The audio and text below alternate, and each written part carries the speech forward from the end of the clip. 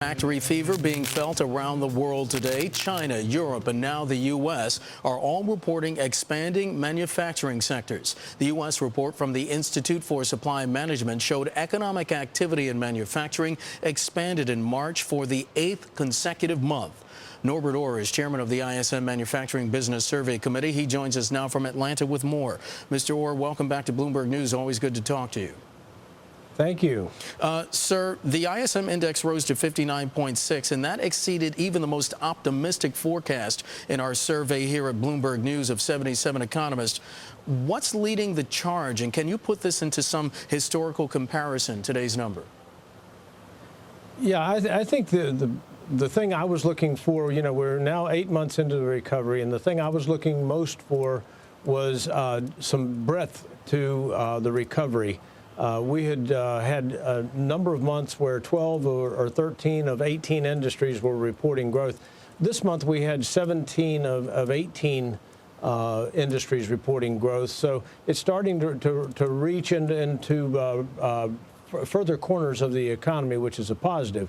And the number that we see this month of 59.6, you have to go back to 2004 to find numbers that are similar to that. Mr. Ore, might I ask, were you surprised at that number as well? I really was. You know, both new orders and production are above 60. We also saw supplier deliveries go above 60. So there's a lot of support during March for strength from the manufacturing sector. I don't think we can continue at that level. I'm not even sure it's desirable to continue at that rate of growth for an extended period of time. Mr. Ore, Chris Rupke of Bank of Tokyo Mitsubishi spoke to us today, and he told us, quote, manufacturing-driven growth and export-driven growth are getting us out of the recession. He continued, they're turning this recovery into a more sustainable one. Is that what your data shows? I would certainly agree with that. We finished a very strong first quarter where our number, if you view the economy through the eyes of manufacturing, had GDP above 5%, which is higher than most estimated. But more importantly, we have a lot of momentum going into the second quarter, and barring anything that is a major upset to the economy, I think we've got a lot of momentum for the second half of the year. Mr. Ore, what did the supply managers tell you? What were some of their comments? You know, we've been through had a lot of industries go through a very difficult time. Some of them are still there. So I don't want to represent that everybody in manufacturing is happy, or there are a lot of people that are still trying to work their way out, particularly the closer they are to housing.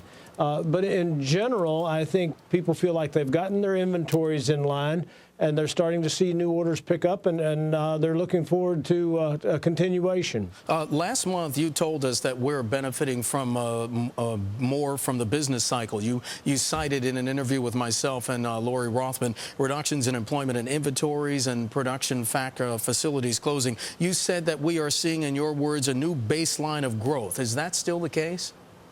I believe that's the case. I still think you know, manufacturers did what they have gotten very good at doing, and that's reducing employment, reducing inventories,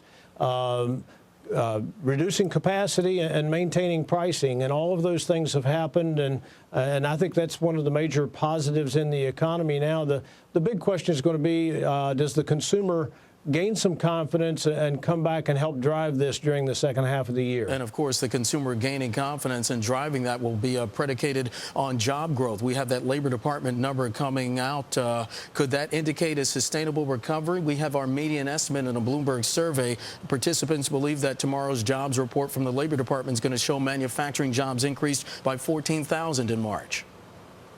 Well, there's no doubt that manufacturers are willing to hire. The numbers will come as production picks up, and I think we'll see some of that dramatic improvement in the later in the year.